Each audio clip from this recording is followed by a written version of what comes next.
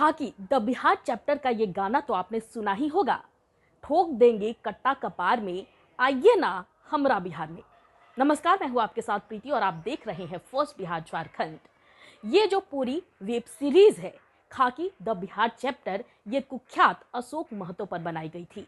लेकिन क्या आप जानते हैं कि अशोक महतो जो कुछ दिनों से अपने पॉलिटिकल करियर को लेकर के काफी चर्चा में हैं, उन पर आखिर उनके नाम के आगे ये कुख्यात क्यों लगा और आखिर 17 सालों तक इस कुख्यात अशोक महतो को जेल में क्यों रहना पड़ा।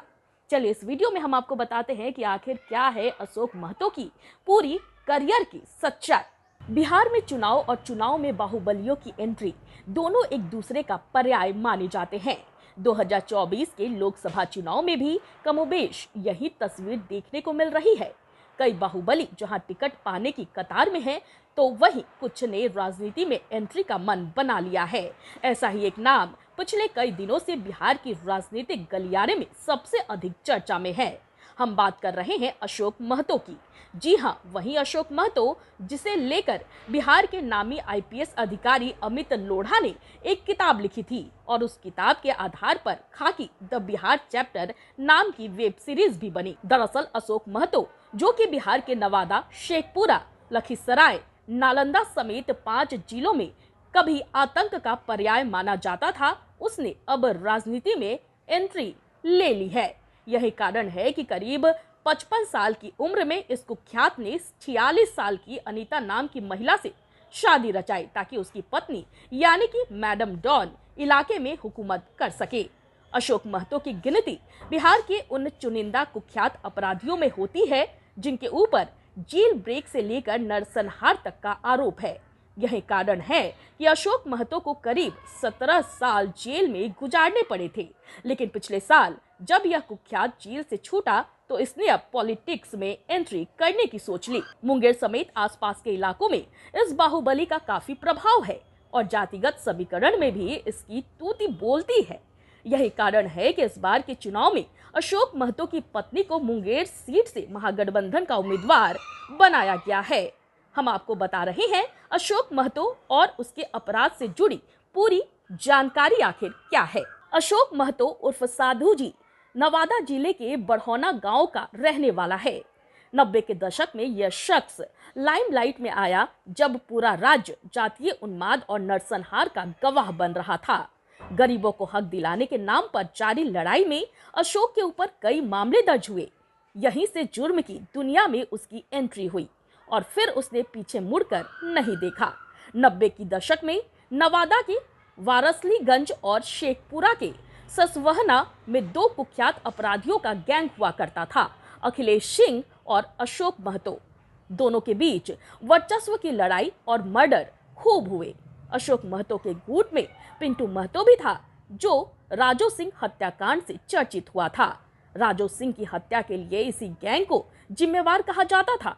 इन दोनों प्रतिद्वंदी के बीच में सबसे पहले भुआलचक में नरसंहार हुआ था। साल 2000 के मई में अपसड़ संहार जो कि नरसंहार था वो हुआ था, जिसमें 12 लोगों की हत्या की गई थी।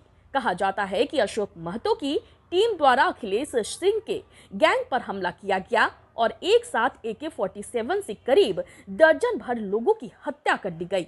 इस दौरान वर्चस्व की लड़ाई में एक दूसरे की खून खराबे आम बात थी। वर्ष 2003 में भी झौर मोड़ नरसंहार हुआ था, जिसमें एक जीप पर अंधाधुंध फायरिंग हुई थी, जिसमें 5 लोग मारे गए थे। इस घटना में वारसलीगंज की वर्तमान विधायक अरुणा देवी के पिता की भी हत्या हुई थी। 2002 में नवादा जेल ब्रेक कांड हुआ और उसके बाद अशोक महतो फरार हो गया। शेखपुरा के तत्कालीन एसपी अमित लोढ़ा ने 9 जुलाई 2006 को झारखंड के देवघर स्थित सत्संग कॉलोनी से अशोक महतो को गिरफ्तार किया था। नवादा जेल ब्रेक कांड, शेखपुरा के मणिपुर नरसंहार, विधायक पर बम से हमला समेत इसी तरह के कई मर्डर, लूट और रंगदारी तथा अपहरण के मामलों में भागलपुर कारागार में बंद अशोक महतो पूरे 17 वर्ष जेल में गुजारा, जिसके बाद वो बीते 7 नवंबर में जेल से बाहर आया। इस दौरान नवादा मंडल कारा, शेखपुरा उपमंडल कारा एवं भागलपुर सेंट्रल जेल में वो बंद रहा। तो ठोक देंगे कट्टा कपार में, आइए ना हमरा बिहार में। यही तो वो गाना है जिससे अशोक महतो पर बनी वेब सीरीज और भी ज्यादा फेमस हो गई। तो हमने आपको इस वीडियो में बताया कि किस तरह से जो अशोक महतो के नाम के आगे जो कुख्यात लगा वो आखिर क्यों लगा, और आखिर कौन कौन से चार्जेस अशोक महतो पर लगाए गए थे, और आखिर कैसे ये पूरा नरसंहार का मामला हुआ था, और किस तरह से वर्चस्व की लड़ाई में कितने सारे लोग मारे गए थे। ये लो मुंह मीठा करो, आज मैंने अपना जॉब छोड़ दिया, अब हम पूर्णिया वापस जाएंगे। जॉब छोड़ दिया है? मतलब ये घर कैसे चलेगा? हम करेंगे क्या? और माँ बाबूजी क्या बोलेंगे? इसलिए मैं एक और मिठाई का डब्बा लाया। अपने बिजनेस के लिए लोन अप्रूव हो गया। अरे लोन अप्रूव हो गया वो तो ठीक है, लेकिन पूर्णिया में हम रहेंगे कहाँ? अपना घर भी तो नहीं है वहाँ। इसलिए तो एक और मिठाई का डब्बा अलग से लाया हूं। हमने पूर्णिया में घर ले लिया है, पूर्णिया के ई होम्स पैनोरमा में।